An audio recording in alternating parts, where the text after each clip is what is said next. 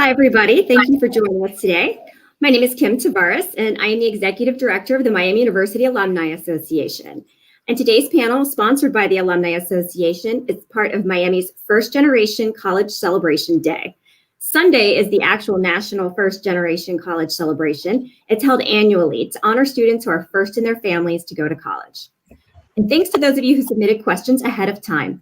We want your participation live today as well. And you can do that by asking us questions using the Ask a Question button below the video. And we'll try to get to as many of those as possible. And so now I'd like to go ahead and introduce our co-moderators for today's panel. Amber Peskin is a junior social work major with a minor in gerontology. She is a first-generation student from Cincinnati, Ohio, and she's also the president of Miami First here on campus. Also joining her is her roommate, as you can tell, Lindsay Kaur. Lindsay is a sophomore individualized study major with a focus on environmental biology, zoology, and conservation. She is a first-generation student from Northwest Ohio and is the vice president of Miami First. What is Miami First? It's a co-curricular organization. It's open to any enrolled Miami student who identifies as first generation and any enrolled Miami student who supports the ideas of the organization. So Amber and Lindsay, how are you guys feeling today? Great. Really good. We're really good. All right. Well, thank you so much for doing this for us today. And I'm going to go ahead and turn it over to you to introduce our panel of first generation alumni. Okay, well, I would first like to welcome all of you for coming. It's always so fun to talk to those who also went to Miami. We would first like to introduce Jenell Walton. She is a vice president, communications and strategic development at Cincinnati USA Convention and Visitors Bureau. Jenell has amassed 20 years working as an anchor, reporter, and public relations professional. She earned a Bachelors of Science degree in mass communications from Miami in 1994. Next up is David Defoe. He is the founder and owner of Flavor Man in Louisville, Kentucky. For more than 20 years, Flavor Man has been a leader in the beverage product development industry. In 2018, David gave a gift of $30.1 million to the College of Arts and Science. He earned a Bachelor of Arts degree in zoology from Miami in 1984. Next is Dr. Joe Homan, and he is the Chief Executive Officer and Chief Operating Officer of Monterey Technologies, a human factors engineering, human system integration, mission planning, and modeling and simulation engineering firm. His experience includes oversight of employee teams, subcontractors, budgets, and projects of all sizes and complexity, up to $200 million, with 300 team members spanning 10 plus subcontractors. Dr. Homan earned a Bachelor's of Arts degree in geology at Miami in 1983 and currently resides in Park City, Utah. And last but not least is Miranda Ferguson. She is the program manager at Eli Lilly in Indianapolis, where she gets to use her passion for technology and healthcare to bring medicines to patients faster. In her role, she leads several initiatives in Eli Lilly's regulatory affairs space. Outside of her day job, she is heavily involved in Lilly's recruiting strategies to bring new talent into their information and digital solutions organization. Miranda earned a Bachelor's of Science degree in software engineering and a certificate in leadership from Miami in 2016. I would just want to say thank you all again for joining us today. We have a lot of questions for you, and I know that our viewers will as well. So let's get started. The first question is, I know that we went through the formal introductions, and we really want to know, as a first-gen student, like how you even ended up at Miami, and where did you grow up, and why Miami? So let's start with Jenell. Thank you, ladies. I appreciate you having me on with you today. You know, I have a unique story because I ended up at Miami after attending 2 other colleges. So, yeah, wow.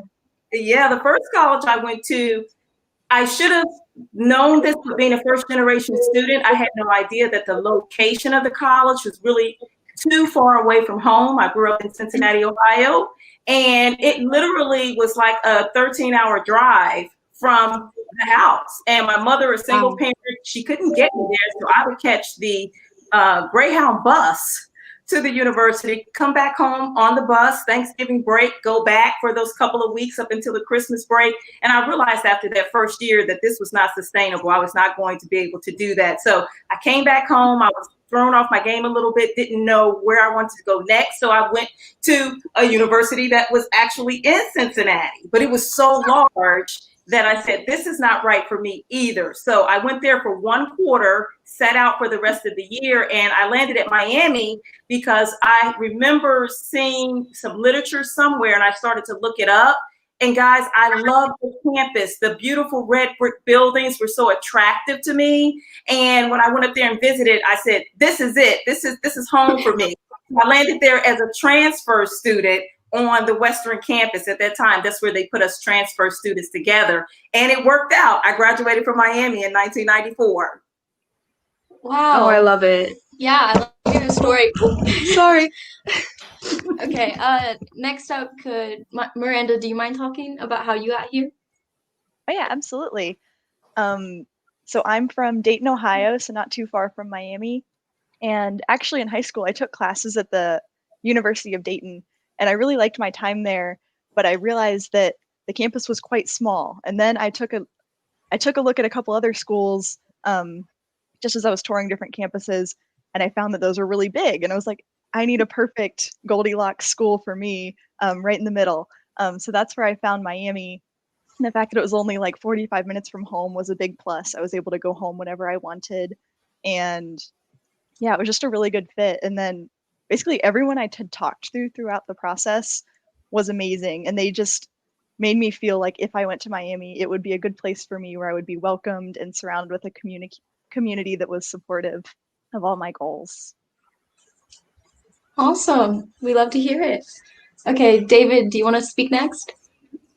Yeah, sure. So it sounds like a lot of, the Three Bears stories on how you ended up at Miami. And mine falls in that as well. So I grew up, until I was 13, I lived in northern New York, way up in the Adirondacks. And my parents moved to Cincinnati. And I was going to be a doctor when I grew up. And so I was volunteering at the Christ Hospital in Cincinnati. I started when I was like 13 or something like that. When I decided to go to college, in those days, and if you lived in Ohio, you just applied to all the state schools. So I applied to Ohio State, Kent State, University of Cincinnati, Miami, and Ohio University. And I got in them all. I probably couldn't get into any of them now, just saying. In those days, I got in them all. And I knew that I was paying my way through, I had to pay my way through school. And so I was going to work at Christ Hospital. And I didn't want to go to Cincinnati because I'd have to stay at home. And Ohio University and Ohio State, they were too far. So Miami, again, was just right for me. I could live there during the week and then go home and work on the weekends. And so I just decided to go to Miami. In fact, I never visited Miami, and I never even saw it until freshman orientation. So, and it was a good pick. I was just lucky, like I always am. So that's how I ended up at Miami. Definitely lucky. Yeah, very lucky. All right, Dr. Homan, are you ready? Sure. Well, my story is very similar to David's. I got accepted at several Ohio universities, and I grew up about an hour and a half north of Oxford. And so it was one of my top choices. I didn't visit the campus either until my first day on campus as a freshman.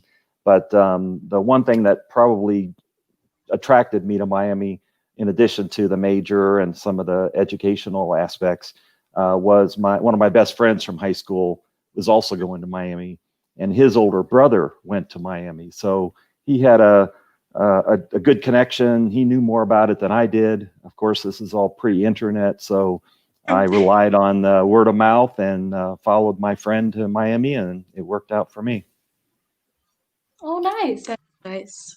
All right, so I'm just going to keep following the order we've been doing, if that's all right for now. So I'm going to ask the second question to Jenell first. And it is, okay, we often talk about the difficulties of being a first-gen student on campus, and we would like to hear what you struggled with when you arrived, but also, were there any benefits of being a first-gen? So, Sure. Jenell? Thank you. Yes, sure. I would say I struggled with understanding the class structure at Miami, because coming from, I was at a public school here in Cincinnati, and I just felt like the way they were teaching, I had never had to learn like that. it was truly critical thinking is what we call it today. But growing up, I was really kind of like a rote learner, like you memorized everything. So when I got to college as a first generation student, I said, what is this? We normally just learn a spelling word and regurgitate it, and that's it. They wanted us to really think through all of these problems, no matter what the classes were. So I realized then, I said, wow, I've really got to think differently. I really got to try to figure this out. And I would say being a first generation student, the benefit of that is that it made me pursue and have a drive. I developed a tunnel vision to where I knew I have to stay on course. I have to try to do as much as I can to try to keep up with everyone, because everyone around me seemed like they were so smart. And I felt like I was struggling just to get a C in some of these classes at the time. So I said, you know what? Okay, the drive has got to be here. Just have tunnel vision, focus. And the real connection for me being on campus at that time was the Black Cultural Learning Center. And someone, as a transfer student, I was still meeting people, and they said, well, why don't you stop off at the Black Cultural Learning Center on campus? I said, where's that at? And, I went there and I started meeting some other Black students, made me feel a little bit more comfortable being on the campus that way too. But then they started telling me about all of these different support programs, even just getting to know the college professor that you may like, and then going to the office hours and talking to them. So I started kind of building up my support system that way in order to get past the struggle and really enjoy being on the campus and not feeling like, oh my God, I don't belong here. Yeah, I like that answer. I also feel like being a first gen gives me some sort of drive as well that I feel like some others don't have, where it's just like, okay, and no one else has done this, so it's my turn, And I think it's very interesting, Jenell, that you're like, what was like your hardship was like coming here and being a first gen also turned into your strength. I think that's really admirable. Thank you. Thank you. You really did. Yeah, of course. So Miranda next, right? Sounds good. Yeah, so I'd say my biggest struggle when I first came to Miami was honestly the homesickness, because I was the first person in my family to not just go to college, but really to like even leave the nest. Like my siblings were still at home, and like my aunts and uncles all lived like in Dayton, like super close. So it was just leaving, and even though it wasn't that far, I wasn't able to go home as frequently and see my family as often as I had before. So that was probably the struggle for me. And then I ended up going home almost every weekend, like the first semester freshman year, which really isn't great because it almost like a perpetuating cycle. So then the way I kind of combated that was I found different organizations on campus to get involved in that made me feel like I was more tied to the community. Because initially when you aren't involved in anything, you're just like, I could leave and like no one would notice. So when you find that community, you really create those ties, and that's what made me like really stick with Miami. Was I think I joined like 10 organizations and then stuck with like the 3 or 4 that worked really well for me, and got really involved in those. And then I'd say the benefit of being a first generation student for me was honestly that I didn't have any comparisons. So like I wasn't like, oh, my mom was in this organization, I need to be a part of that. Like I was able to really like start with a clean slate and do whatever was actually best for me. And I thought that was a really cool way to experience college. I really like that. Like you paved the road for everyone else in your family. Like now you are the comparison, and that's awesome. What about you, David? So it was interesting. I'm just listening to everybody's answers. My parents went on vacation the week of when the freshmen came to the dorms. So my sister dropped me off, and literally dropped me off. I mean, she, took my clothes up to my room. She never even went up there, but just got my stuff out of her car and took off. She had better things to do. And so, it was a real struggle for me, as a freshman, because I was intimidated by everything, because I had no guidance. I had no guidance about what the classes were going to be like, what it was like living on a campus, what it was like living with other people. So I was intimidated, but the it's like a double-edged sword, because then everything I did felt like, a success, or it gave me some confidence. So My freshman roommates, who I still talk to after all these years, we still get together over the summer. They tell this story every year, the same story about me. I lived in Denison Hall on the 2nd to North, and I didn't know where people were going to eat. And I just couldn't ask people because I didn't want them to feel like I didn't know what I was doing, and I didn't. So for 3 days, I didn't eat anything. Like I didn't go to go anywhere to eat. And finally somebody said, "Hey, are you going down to eat breakfast?" And yeah, I am. Well, let's go. So, and ironically, my room was literally right over the dining hall. I could see the roof of the dining hall out of my window, but I didn't even know. But then, I go to eat, and everything I did was like a confidence builder, like how to socialize, going to these classes. So I think as a first generation student, kind of like Miranda said, there was no expectations because you didn't know what it was going to be like, and you had nobody to follow, so you couldn't fail as compared to somebody else in your family. So I think all those things that were struggles were actually they were good for me. They were good for my confidence. So that's kind of it for me. Just everything. Yeah, I'm sorry you didn't get to eat it first. Yeah, I'm just figured it out. As you can see, I made up for it after all these years. All right, Dr. Homan, would you like to go next? Sure. Some similar stories. My parents didn't even graduate from high school, so I had little to no guidance from my parents about anything with college. I picked a major that I thought I would like and realized that it wasn't what I wanted to do. And then I picked another major, and then I picked another major. And one comment about majors is I noticed that 3 of the 4 of us on the panel have jobs that appear to have little to do with our bachelor's degree. And I don't think that's uncommon at all. If there was one bit of advice I would give to college students today, it's, don't agonize over your major. If you want to be a computer programmer and you want to get a bachelor's in computer science, then that's great. But the vast majority of the people that I work with have jobs that are little to do with their major. And so, but I didn't have any of that guidance when I was freshman, sophomore, in college. So I kind of struggled a lot. I had some older brothers and sisters to call upon, but again, my parents had literally no knowledge to share with me about what it's like to be in college, or how to pick classes, or avoiding a certain professor. I did pick up some of that from fellow classmates, but being a first gen was pretty challenging for me. I like that answer, but I'm sorry that it was challenging for you. I just wanted to touch on, so last year, my first year on campus, I lived in a corridor, and like the whole floor was first generation students. So that was like really, really interesting and fun for me because I got to meet people that were exactly like me.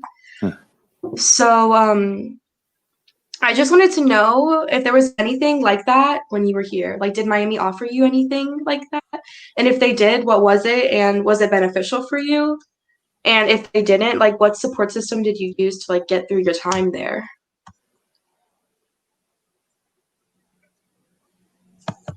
Sorry. No problem. Being a transfer student, Miami had a transfer student dorm. So all of the transfer students actually stayed in that one dorm together on Western campus. And it really did make a difference. It was so helpful because coming in as a sophomore, everyone else had already established some great friendships. Some people had already joined sororities and fraternities, or they were on a football team. And I wasn't connected to any activities in my personal life that translated into, extracurricular item on campus. So to be with those other transfer students, going to the dining hall together, we were able to kind of immediately click.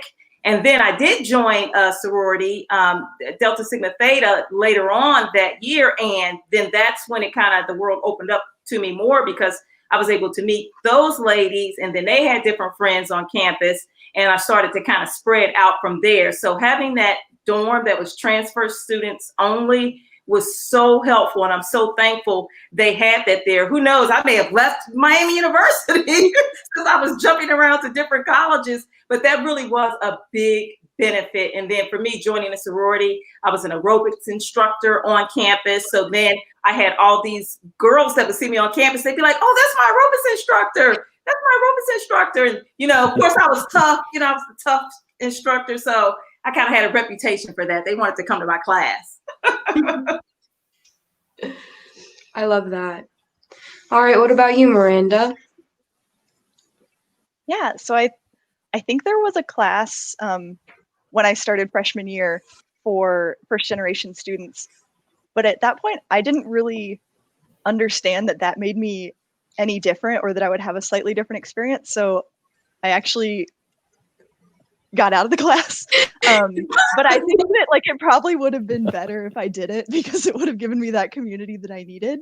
But yeah, I didn't like realize that my experience was any different from others until I had already like started at school. So like if I'd known that going in to like expect that it would be slightly different, I feel like I should have done it and I probably would have. But I did live in the honors living learning community, even though I wasn't in honors. But I feel like that was a really good environment because I was really academically minded and I was able to be in a group of like people that were very studious, and that gave me a really good community for that. And then probably the biggest thing was my second semester freshman year, I joined Theta Tau, the engineering fraternity. And that's where I made really close connections with other peers in engineering, because engineering is pretty tough. So it's good to have that community of study buddies for all of your classes to help you really get through. Because if you're going just by yourself, it'll be pretty tough. Definitely. But yeah, just get involved is my big thing. Yeah. I like that you didn't like understand that your experience was different, because when I came to Miami, I didn't know I was a first gen. I didn't even know what it meant. I didn't either. Yeah. Because my parents didn't go to college, so I didn't know what a first gen was. I think that the only reason I knew is because Miami sent me an email. Oh, yeah. So you have to learn sometime. You find out suddenly, like, oh wait, everybody's confused with science. All right, David. So no, there wasn't any programs for first generation students that I know of back in the day. But I was lucky enough, like I said, that I lived in Denison, and we had a really tight corridor to north. I mean, we did tons of stuff together. I remember we watched MASH every week. Some of you youngsters probably don't even know what MASH is, but we watched that show, and you know, we did things together, and it was very, very tight. And in fact, you know, the next year I lived with some of those guys. We lived in Hepburn Hall, and then the next year, one of the guys and me, and we roomed with this guy. Some of you may know him, John Harbaugh. He was our roommate when I was a junior. And then the corridor, the two north, the 10 of us got together and rented a house and named it the Tool Shed. When we were seniors. And in fact, it's that Tool Shed group that gets together every summer, you know, for something. And we've been to each other's weddings, and, you know, now it's their kids' weddings and that kind of thing. So really the support system was that corridor of just this group of guys. And it was awesome, still is awesome. That is so amazing. I love that. I hope I have an experience like that when I graduate. Like, I hope I get to go to your wedding. Yeah, you're invited. Okay. All right, Dr. Homer. Yeah, like David said, I'm only a year ahead of him. I don't recall any support groups. I'm sure there were resources on campus that I just was not aware of. You know, again, you couldn't just jump on a computer and say, you know, where is this or whatever. I did rely on my roommate and his older brother, who I think was a senior at the time at Miami, to kind of get some guidance.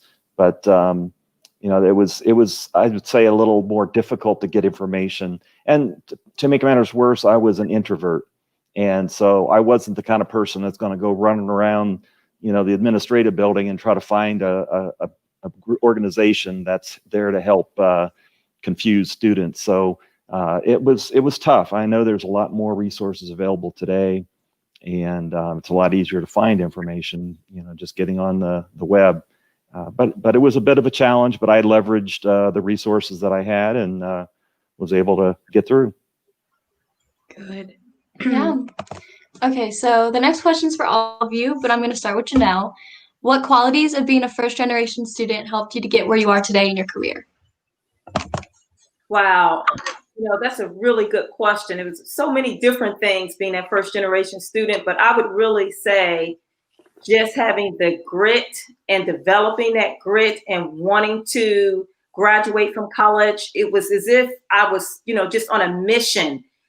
Being a first generation student, I wanted to get the degree. I wanted to do more than, my other family members had done, who had made it through high school, graduated from high school, and then entered the workforce.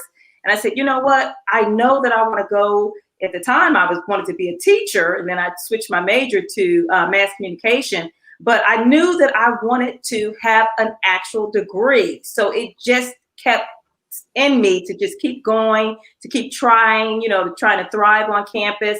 And I just stayed focused on the goal because, if I was to come home, which I really didn't, I know a lot of our other panelists said they went home on the weekends, and I stayed on campus. And that was really my tribe, my entire community, just hanging out with friends there, because I knew coming home, there was really nothing much to get into, for me at home. So staying on campus, kept me focused, and I stayed involved in the activities and everything like that was around on campus too at the time. So yeah, for me, that was really it. It just really drove me to wanting to get that college degree, because it wasn't, many people in the family that had one. Yeah, I can relate to that. All right, what about you, Miranda? Yeah, I can definitely echo what Jenell said, just the drive. And I feel like even now that I have my bachelor's degree, now I'm like, ooh, what if I went and got like a master's or an MBA? So I just like keep pushing for the next thing that I want to learn or do. As well as that, I feel like a good skill that I developed through my desire to build community at school was the ability to be vulnerable. And I feel like that's something that's really helped me in my work life, because I feel like I'm more open than a lot of my peers at work, and that helps me be a leader of my team. If I'm vulnerable with them, they feel like they're able to be vulnerable with me, and that's just a skill that I learned through that desire to build that community and make sure that I had that community at school. So I feel like that's definitely a driving force for me. Sorry, you can go. That's really helpful, actually. I've never thought of it that way, that like showing your vulnerability allows people to help you, like to confide in you and like help build your community. I've never thought of it that way, but you worded that very well. Like that makes a lot of sense. Yeah, I also think some people think that like vulnerability and being sensitive are like weaknesses, when in reality they're strengths.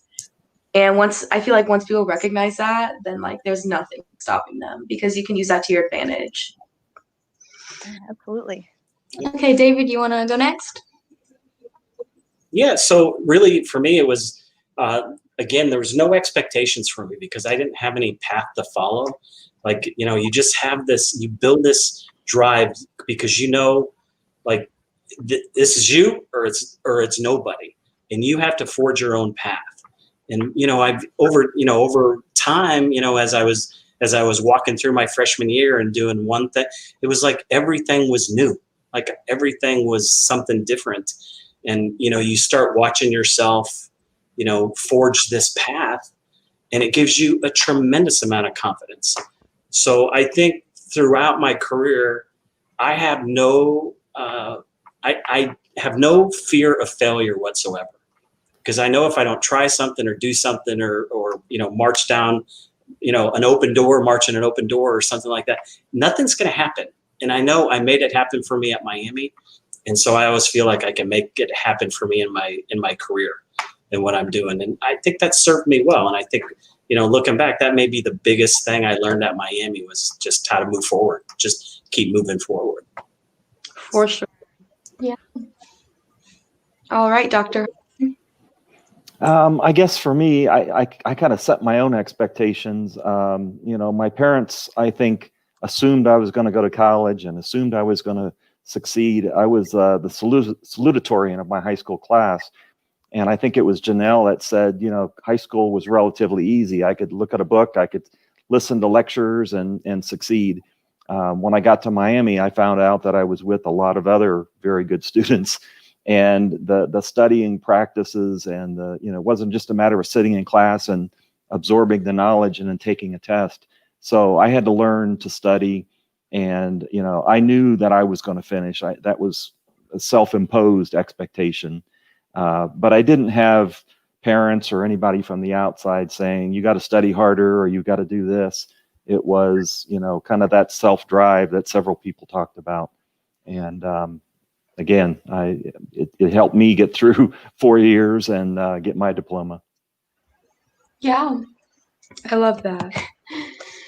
All right, so the next question is, what advice would you give to prospective students who are first generation and considering Miami, and or current first gen students? Let's start with Jenell.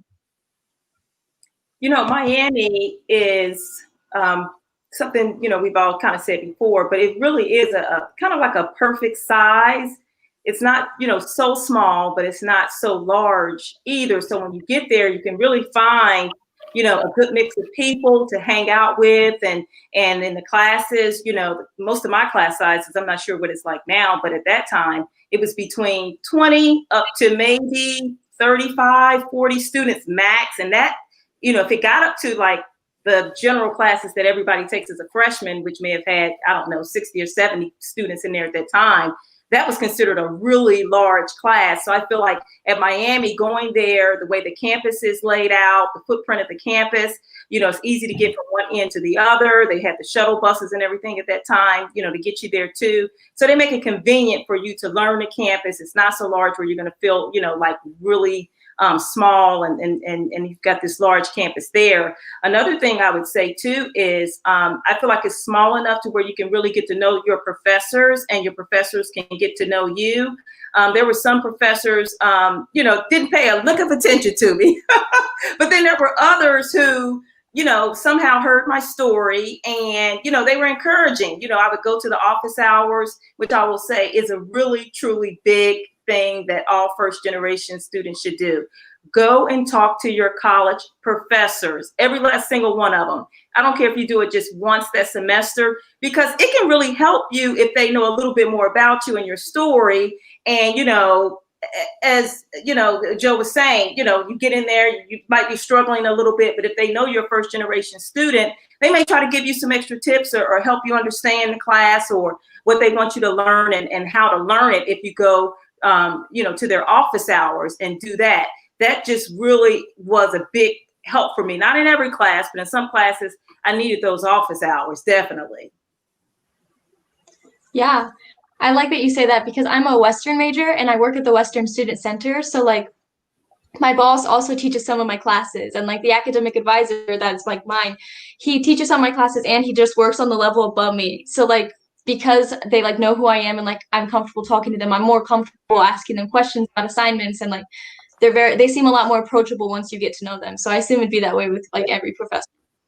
And that's it too, approachable, because I was really afraid of my college professors. When I first went to college, I was like, these people are like gods. I can't talk to them. So it's great that you said you framed it that way, that they are approachable. They're people too. Very smart people, but people too. All right, Miranda.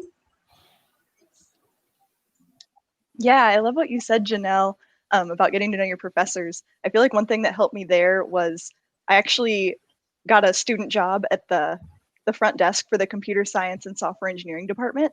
So I was kind of like, when people would come in and ask questions, I was that person there to answer those, and then also kind of like show people different professors' offices. And that was a really great way for me to build those relationships so that I could like not be intimidated by them. And I was able to build friendships with them that have actually lasted even after graduation, which is something I really appreciate. As well as that, so another piece of advice is don't go home every weekend like I did, because I feel like being on campus is really where you can build that community. And if you go home, you're missing out on that piece. You're only getting it during those 5 days a week and not those weekend days, which is when you have time to like be lazy and hang out with friends. But yeah, that, and then just get involved. get involved with as much as you can, probably to the point where you're like, oh my gosh, I can't do it all.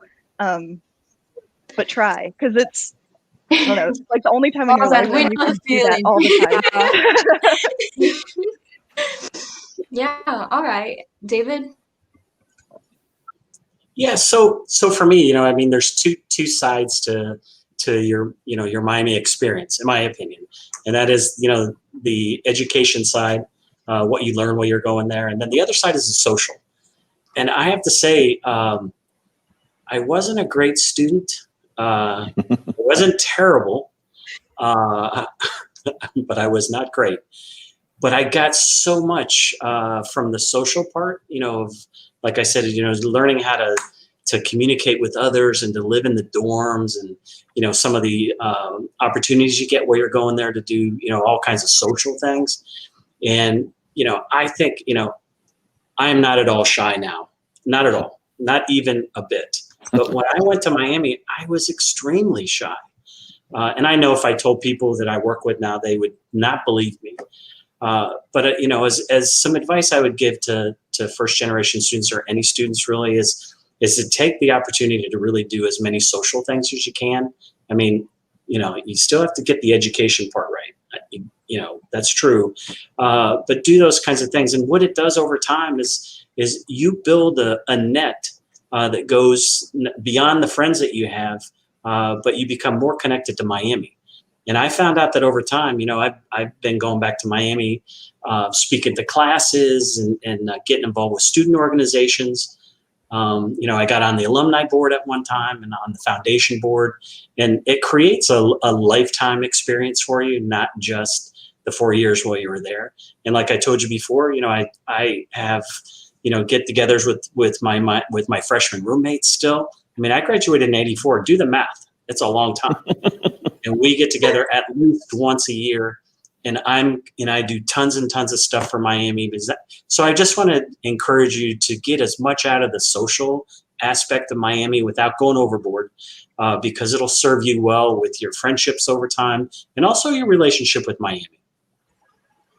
I think that's very important, considering that I feel, especially as a first generation student, that like in the beginning, I feel like I would slave my life away to homework and like bow down to these Miami professors. But it's like really important to like take care of yourself holistically. I always say like you should take care of yourself like a Sims character. I don't know if you guys know what that is, but it's like an animated like game, and you have to like feed it and give it a shower and all of that. But, like, social life is very important, and I think, yeah, so I just like what you said. Like, I love like being at Miami and like taking these Miami courses and stuff. They're all very challenging, and it's like very fun and interesting. But it's also very fun to do stuff like this. Like, this is not graded. We're just doing this because we want to, because we think it's fun, and it makes us like more connected with Miami as a whole, rather than just, yeah, I take classes there. Like, yes, I'm involved. Okay, so Dr. Homan, do you want to go next? Sure.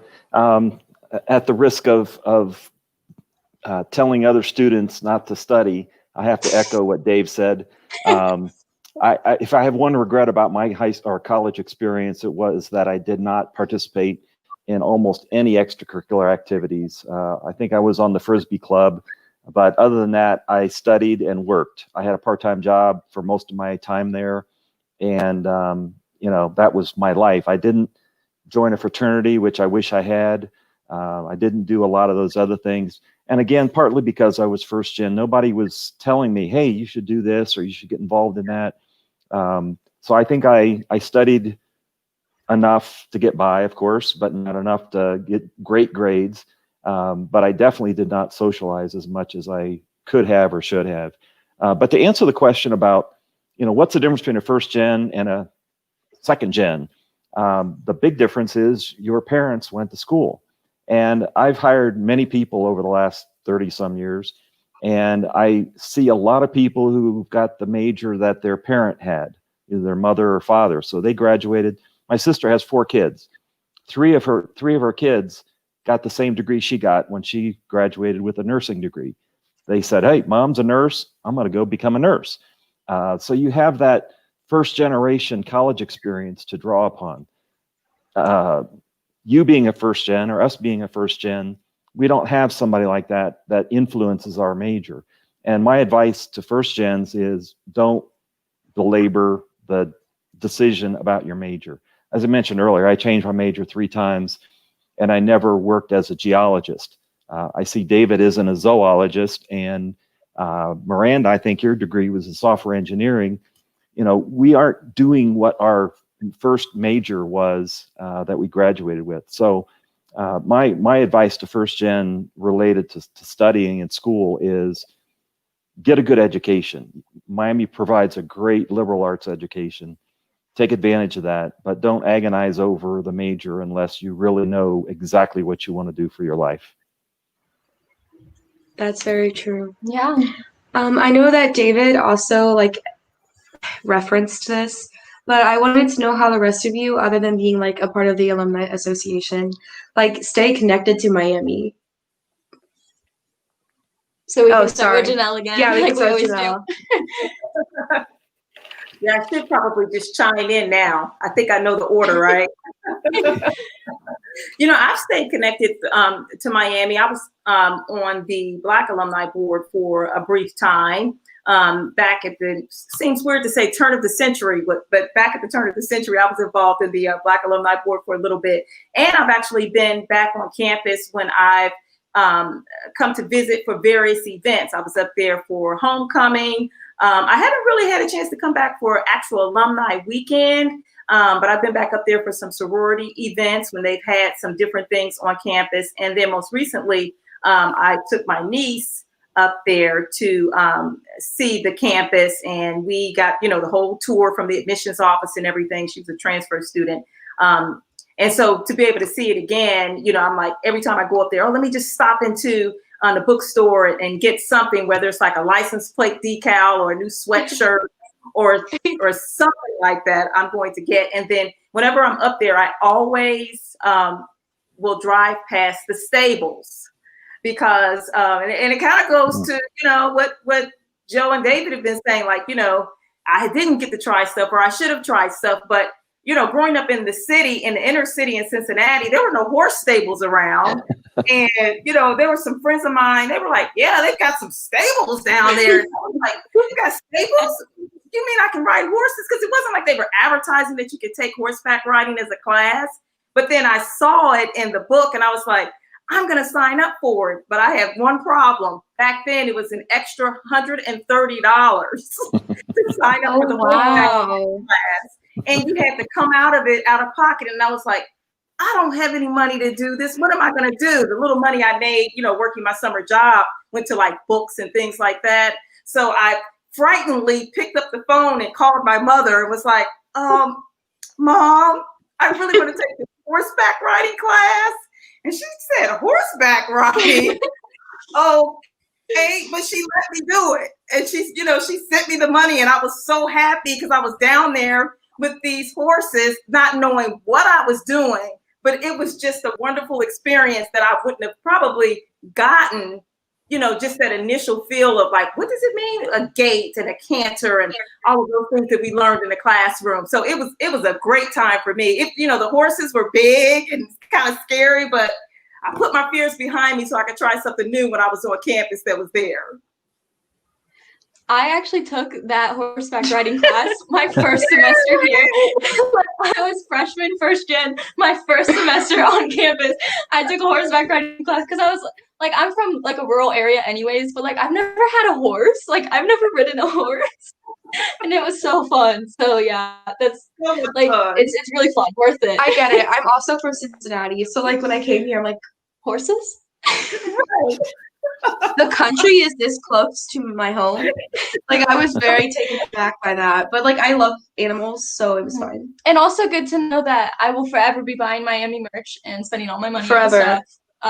Yeah, I really like that because I always impulse buy. I go to like the Goodwill and I'm like, anything Miami, I'm like, please. Yes.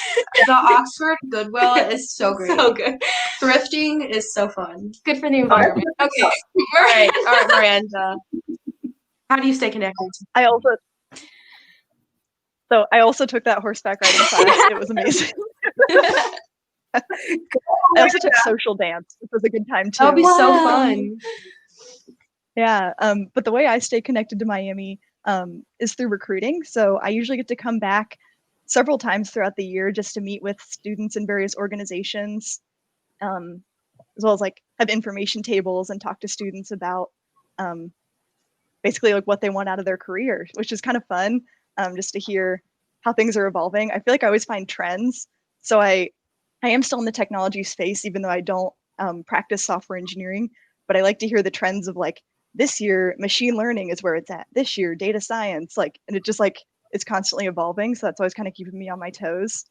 And then I also have come back and talked to the Lockheed Martin Leadership Institute. So I've presented in a couple classes because that was an institute that really meant a lot to me during my time at Miami. It again helped me foster that community, as well as taught me a lot of leadership skills that I use now that I'm out of college. So that's been a really good way for me to give back and that kind of stuff.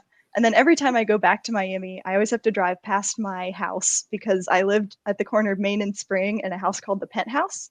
And it's been called that since 1994. So I really hope it's still called that. Maybe you can see it now if you go.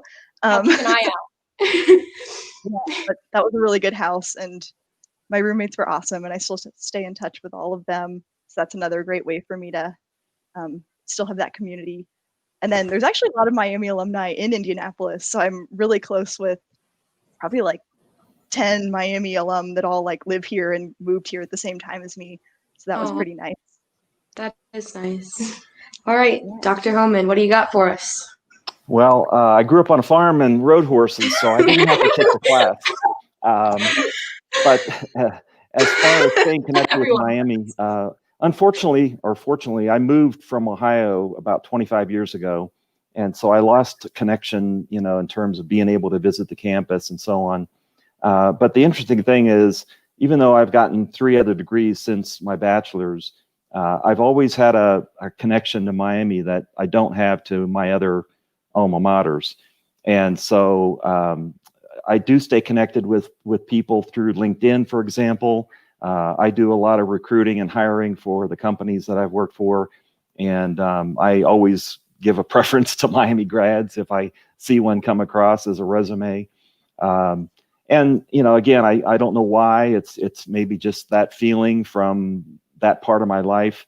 I felt the need to give back. So I created a scholarship recently for Miami. Not as nicely as David's, but I'm trying to do my part to give back to the university and try to stay in touch with anybody I can from the early days. Yeah. All right, Dave, we must know your experience with the horses. People won't answer. So I rode those horses as well, but I never took the class. So Denison was Yeah, there's like a backed little up woods to those between it, horse right? stables. Like, And there's a little wood between it, yeah.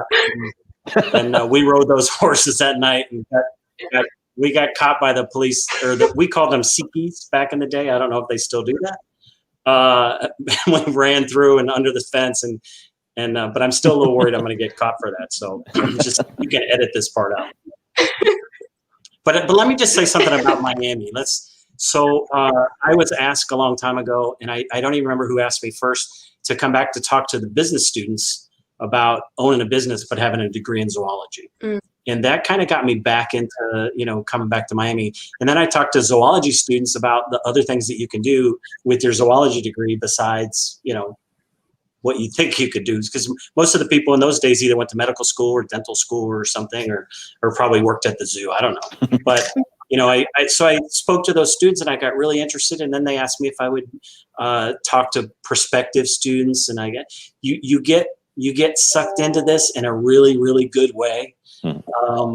Because you feel like you're back and you're part of that Miami family again. And, you know, and then they asked me, I can tell you, I've done so many talks and been on so many. I was on an College of Arts and Science advisory board, and they asked me to be on the alumni board for 3 years. And so I was on it for 8 years. It's kind of an extended stay. It's a really long story, but I loved it, and I'm glad they didn't kick me out. And now I'm on the foundation board, and I've met so many awesome Miami graduates. It's you can't believe how many Miami grads out there doing the most interesting things and doing jobs you never knew existed, or and I'm telling you, it just brings it all back. And so, to go back to the original question is, how are you still involved with Miami? Besides my buddies that I get together with, I can't tell you the number of friends I've had through being associated with all these boards and talking, opportunities and things like that. It's awesome. I encourage any student to do that. In fact, I think, the alumni board would love to hear from you when you're young, because they have a difficult time recruiting young students because, young graduates, because you guys are busy. You're just getting out there. You're trying to do the things that guys my age have already done. So if you'd like to get started, I'm sure they would love to hear from you. Oh, I love that. Yeah. And also, I was just going to say, you mentioned like being an alumni that is like really connected with Miami, you feel like you're still part of that family, but you will always be that family. Like as a student that goes here right now, like you guys did all this, like you guys started committees and stuff that like, in fact, like affect us today. And like anyone who graduated from Miami will always have a home here. Like that's Miami's whole thing. Okay, so I think this is our last question. So what is your favorite quote or motto that you live your life by? Or if you don't have one of those, maybe a habit that you think attributes to your success. So we'll start with, like always, Jenell. Thank you. I would say I really don't have a quote or motto, but the one thing that I always do when in general, is I'm always learning, whether it's, reading a lot of books on different, topics, or let's say if I have to put together a social media campaign, like I'm consuming, looking at top brands and organizations and just consuming social media all the time. Or, if I've got a project where I know I've got to write something, a speech, I'm reading like tons of speeches. And it's not always like, high level presidential speeches. It could be, a speech that, a high school student wrote, but it's online and it's ranked as a great speech, but just always learning, really just, I feel, keeps me sharp. Yeah, I like that. Miranda, what do you got for us? Yeah, so mine's actually a book title. Oh. It's Brave, Not Perfect. It's actually a book written by the founder of Girls Who Code. And she's kind of an idol for me as a software engineer. But the books and the motto is really about not striving for perfection, but really just striving to be brave and try new things, which is something that I'm constantly striving towards as a recovering perfectionist. I need to constantly remind myself that it's not about being perfect. It's about really just trying and seeing what happens. So you can constantly evolve and iterate and improve. Yeah, well, that's such a cute one. I really That like is, I like that. All right. What about you, Dave? So mine is a quote, and you can actually read this in the Armstrong Center on one of those placards around the hub. This quote is there, and it is, "Everything will turn out good in the end. And if it is not yet good, then it is not the end." I love that. I like that. And it's so true, I feel. Yeah, for sure. It's good. Things always work out. I do. All right, Dr. Homan, do you have a motto? Yeah, I have a quote, and it's Calvin Coolidge. I'm not going to read the whole thing, but it has to do with persistence. And it basically goes, nothing in this world can take the place of persistence. Talent will not, genius will not, education will not. And it ends with, persistence and determination alone are omnipotent. So that's always been my, I've had that quote on my wall in my office a number of years. It's just about the striving to continue forward. Just do it, persistence. That's always been my my motto. Yeah. Well, I like it. I don't know if I have a motto. Do. I don't know if I can say it. Okay. Okay, maybe I can. It's do no harm, but take no blank. You guys know?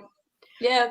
Well, I Got think it. that was our last question, but I really just wanted to thank you all once again for joining us. This was really beneficial for me, so I can't imagine how beneficial it is for everybody else watching. Thank you guys so much.